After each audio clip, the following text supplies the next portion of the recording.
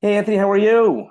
I'm doing well, thank you. How are you today? Amazing. What was it like to see your story play out, in such a public fashion? Because I mean, I think everyone was familiar with your story, like on the mat, but at home, what was that like?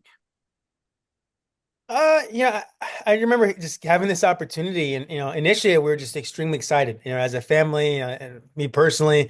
But then, as I thought through what that really entailed, that the world was going to see everything, not just the wrestling, not Yeah, just winning on the wrestling mat, my pain, the family challenges that we went through.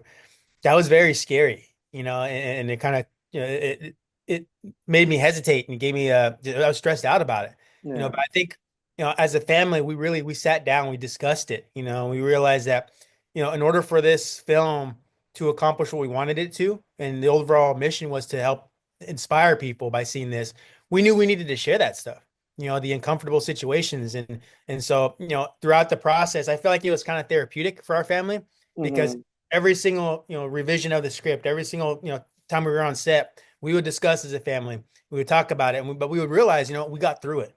We came out on the other side of it, and this is going to touch people. And so that was something that was very special, and it was neat just to see the finished product because we had friends who had known us for years who didn't know the family side of our challenges, and they'd reach out to us say, "I had no idea," and they'd open up yeah. about a challenge that they dealt with, and so that spoke to our hearts, and it made us really just affirm that, what, this is going to help people. This is going to inspire people by sharing our pain and our struggles and ultimately we were able to overcome. This was a long project in the works. I mean, this has been talked about for quite some time. What was it like to finally see the finished product? Again, it was an amazing story, but because of the pandemic and a lot of other things that happened, what was it like to finally see it all done? Yeah, there were so many setbacks, so many speed bumps, and honestly, there were times where I started thinking it wasn't going to happen. But to see the finished product, it was so worth the wait. Yeah. I would have waited 10 times over for what was produced. And not only that, just for the amazing people who came together, from the amazing cast to our director, Billy Goldenberg, to everyone on Amazon's team and Artist Equity. I mean, they came together and they told our story in a way that would make us proud. They cared about the little authentic things about what made us us. And so that's something that we're going to be forever grateful for because this is going to be around for the rest of my life, for my family's life. People are going to see this, and to have this be something that we can say, yeah, that's us. And we love how it was shared. I'm so grateful, and it was well worth the wait. There's been so many inspiring things, but I think one of them on a smaller scale is there's a lot of kids out there who think that they have to go to a certain school. Like they have a dream school that they want to go to. That was the case for you. You stayed closer to home for a variety of reasons. But the Sun Devils, I mean, you really put them like on the map. If you could just touch on that, I think there's a lot of kids out there who have a dream school, but at the end of the day, you could accomplish your dreams regardless, right?